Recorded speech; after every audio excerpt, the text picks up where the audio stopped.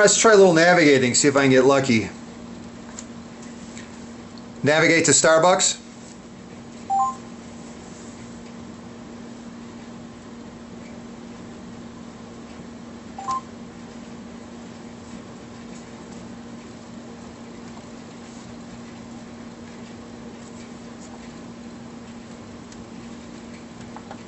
Turn left at La Venta Road, then turn left at Agra Road.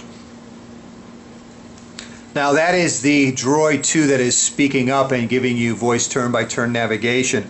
The reason you're not hearing it on the Epic 4G is because the GPS has not locked. The directions are actually there, but not to turn-by-turn voice directions because the GPS hasn't locked. And I'm sure you're all aware there's been an issue with the Captivate. In 600 feet, turn right at Instant Court. I'm sure you're all aware there's been Turn left at La Venta Road, then turn left at Agra Road. There's been an issue with the Captivate as well as the Vibrant, and you can see eventually the Epic 4G did lock its GPS and will give you turn-by-turn. But that has been an issue. I find it works much better outdoors, but the Droid 2 handles it indoors very, very well. So here's a look at navigation. Let's take a look at some photos in the gallery that I took a little earlier today, and we'll start out with our traditional flower photo. And then we've got the Droid 2 up on top, both of them with 5 megapixel cameras with autofocus. Droid 2 offers a dual LED flash. The Epic 4G is a single flash. So we'll take a look at these and we'll double tap to zoom in. Maybe we won't. There we go. We woke it up. And both of them multi-touch. Let me try and get the images about the same size. There we go. Those are pretty close. Put them in the middle.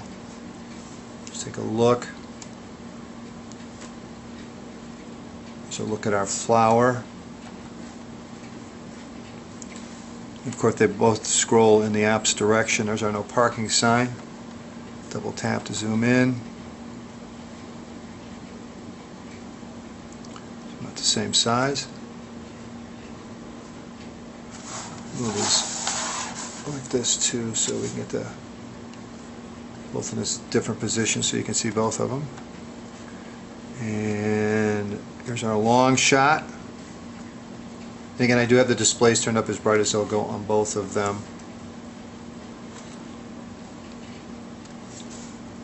Double tap to zoom in. Not the same size.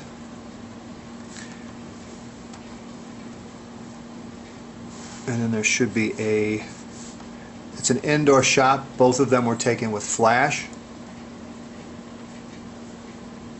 And here's the video, DVD quality, 720 by 480, 30 frames per second.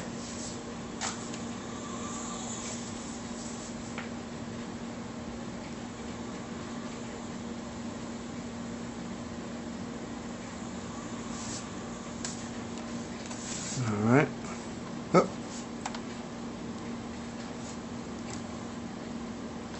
Let's take a look at the video on the Epic 4G. Sorry about that. Again, this shoots 720p.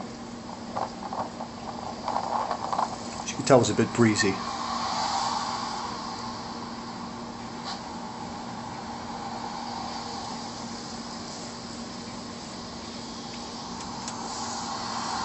Alright, there's a look at the camera functionality on both of the phones. Again, they both offer 5 megapixel cameras.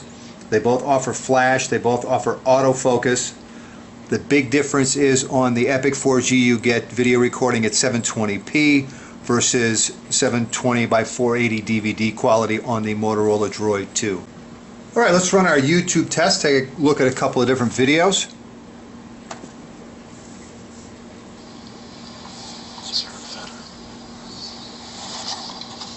Both of them default to HQ.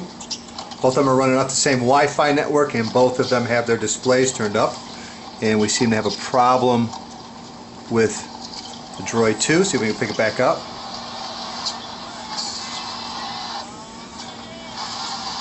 I don't know if you've seen that shot or watched that video, but it's a pretty amazing shot if you're a tennis fan.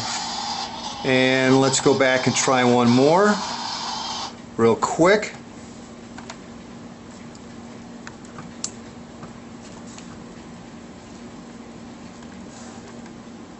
And we'll try Bad Kids. What's happening for them? Guys, you know when we watch those videos that show you things you shouldn't be doing?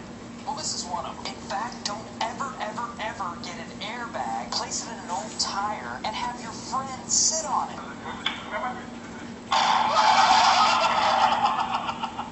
It's funny because the squirrel gets dead. Now, in this video... One thing that's been happening with the Droid 2, okay, now it's back.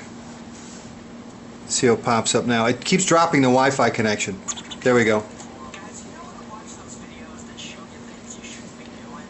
Well, this is one of them. In fact, don't ever, ever, ever get an airbag, place it in an old tire, and have your friend sit on it. Alright, so there you go. That's a look at running a couple YouTube videos on the Droid 2 and Samsung Epic 4G.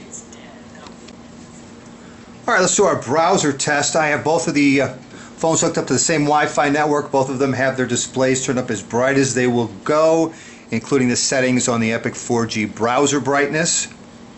And we'll start off with smartphone and I'll try and kick these off at exactly the same time.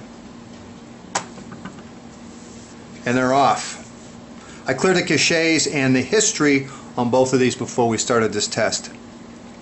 And again, the Droid 2 is running Froyo 2.2 versus the Eclair on the Epic 4G. And they're pretty much neck and neck at the moment.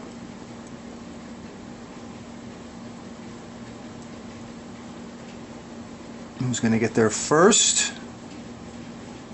And it was the... You know what? I couldn't tell. We'll have to go back for an instant replay and see who got there first. Needless to say, it was very, very close.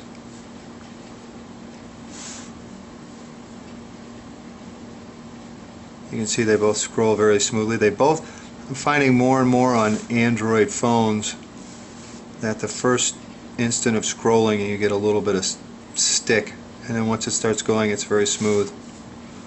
Let's double tap, move it on one of these.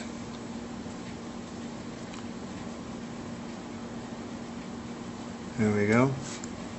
Give you an idea of what the text looks like, and again both of them multi-touch. One of the nice things is you'll notice the Epic reformats the text to fit the display, no matter how close you go in. Zoom out. Let's go to another page. And we're not going to time this one.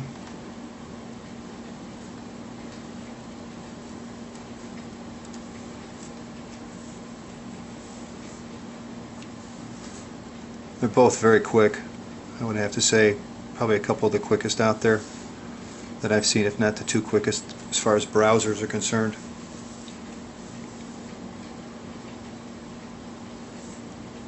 And let's go down and see how they do on running a YouTube video right off the phone.